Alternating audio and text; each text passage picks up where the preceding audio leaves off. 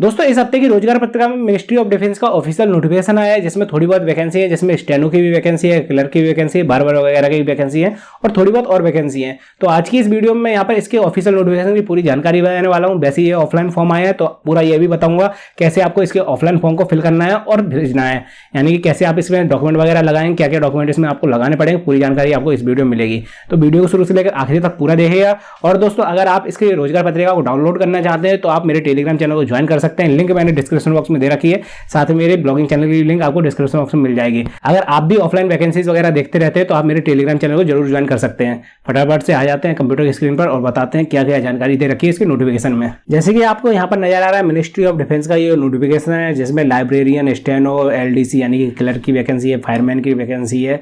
Vacancy वैसे ज़्यादा नहीं है, आपको यहाँ पर कैटेगरी के हिसाब से वैकेंसी नजर आ जाएंगी। जनरल में एक वैकेंसी है, लाइब्रेरियन में आप यहाँ पर देख सकते हैं, स्टेनो में कुछ वैकेंसी है, एलडीसी में कुछ वैकेंसी है। तो वैकेंसी एक बार देख लीजिएगा, उसके बाद ही फॉर्म को फिल करिएगा। पेमेंट वैसे अच्छी खासी मिल रही है। पे स्केल आप यहाँ पर देख सकते हैं किसी कैटेगरी में, यानी कि किस पोस्ट के लिए कितनी क्या पे स्केल रखी गई है। साथ में यहाँ पर एजुकेशन क्वालिफिकेशन भी आपको नजर आ रही होगी। किसी में बैचलर डिग्री मांगी जा रही है, किसी में सिर्फ 12th मांगा जा रहा है और किसी में सिर्फ 10th पास मांगा जा रहा है।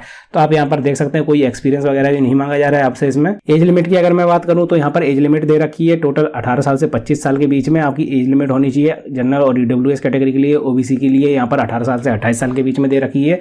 एससी एसटी के लिए यहाँ पर 18 साल से 30 साल के बीच में आपकी उम्र होनी चाहिए। और अगर आप एम्प्लॉय वगैरह रह चुके हैं तो उनके अकॉर्डिंग यहाँ पर एज लिमिट वगैरह बताई गई है। पेपर की अगर मैं बात करूँ तो आपका जो एग्जाम यहाँ पर होने वाला है वो रिटन एग्जामिनेशन रहेगा, ऑब्जेक्टिव टाइप, जिसमें इंग्लिश और हिंदी में आप दे सकते हैं। और इसके बाद इसमें जो सब्जेक्ट आने वाले हैं वो जनरल इंटेलिजेंस एंड रीजनिंग वगैरह रहेगा, जनरल अवेयरनेस रहेगा, जनरल इंग्लिश रहेगा, न्यूमेरिकल एप्टीट्यूड रहेगा। लाइब्रेरियन के पोस्ट के लिए बीए स्टैंडर्ड का पेपर रहने वाला है। एलडीसी स्टेनो की पोस्ट के लिए यहाँ पर 12th लेवल का पेपर रहने वाला है और बची हुई जितनी भी पोस्ट हैं उनमें 10th लेवल का यहाँ पर क्वेश्चन पेपर रहने वाला है। अब मैंने इस नोटिफिकेशन को थोड़ा सा जूम कर लिया है ताकि थोड़ी जानकारी इसमें बारीक में लिखी हुई है उसको डिटेल में समझा सकूं। तो जो अभी आप इसमें मतलब जब इसके डॉक्यूमेंट वगैरह को भेजेंगे तो आप एक लिफाफे में भेजेंगे, जैसे कि आपको पता ही होगा ऑफलाइन फॉर्म को आप कैसे भेजते हैं।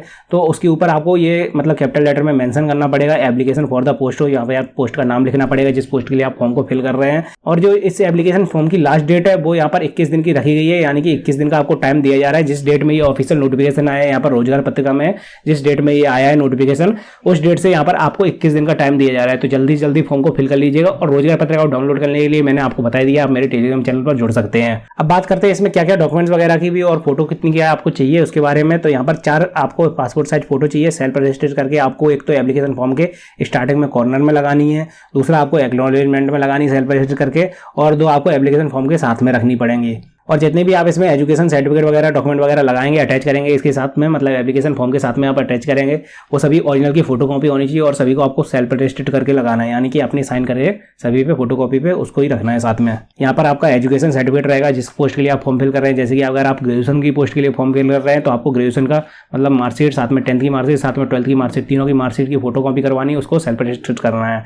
इसके बाद अगर आप 10th की पोस्ट के लिए फॉर्म फिल कर रहे हैं तो आपको सिर्फ 10th की मार्कशीट की फोटोकॉपी करनी है। उसके बाद नीचे साइन करने हैं आपको, मतलब सेल्फ रजिस्टर करना है, उसके बाद उसको रखना है। साथ में डेट ऑफ बर्थ प्रूफ आपको एक रखना पड़ेगा। यहाँ पर अगर आप किसी रिजर्व कैटेगरी में आते हैं तो आपको अपना कास्ट सर्टिफिकेट भी रखना पड़ेगा। डिस्चार्ज बुक, अगर आप एक्स सर्विसमैन वगैरह हैं तो आपको अपनी डिस्चार्ज बुक भी रखनी पड़ेगी, फोटोकॉपी रखनी पड़ेगी, मतलब ओरिजिनल नहीं रखनी है आपको कोई भी डॉक्यूमेंट। यहाँ पर आधार कार्ड की फोटोकॉपी आपको रखनी पड़ेगी। आपको सेल्फ एड्रेस यानी कि आपका खुद का एड्रेस डाला हुआ होना चाहिए आपके, मतलब जो आप यहाँ पर एक एनवलप लेंगे उस पर आपका अपना खुद का एड्रेस डालना है। साथ में ऊपर आपको ये भी लिखना है application for the post of, यानी कि किस पोस्ट के लिए आप फॉर्म फिल कर रहे हैं। जैसे कि मैंने आपको बताया है, नीचे आपका एड्रेस आ जाएगा, सेल्फ एड्रेस लिखना है। साथ में यहाँ पर जहाँ पर भी आप इस फॉर्म को भेजेंगे, अभी मैं आपको दिखाऊंगा कहाँ पर आपको पोस्ट करना है, कहाँ पर इस फॉर्म को भेजना है। उस पर आपको पोस्टल स्टैम्प 25 रुपये का लगाना पड़ेगा, मतलब एनवलप के ऊपर आपको 25 रुपये का स्टैम्प भी लगाना पड़ेगा। अब बात करते हैं किस जगह पर आपको पोस्ट करनी है, मतलब कहाँ का एड्रेस आपको डालना है एनवलप के ऊपर। तो ये वाला एड्रेस आपको डालना है एनवलप के ऊपर, मतलब इसी जगह पर आपकी एप्लीकेशन जाएगी। यहाँ से आपका एप्लीकेशन फॉर्म शुरू होता है। आपको इस तरीके से टाइप करवाना पड़ेगा अपना एप्लीकेशन फॉर्म।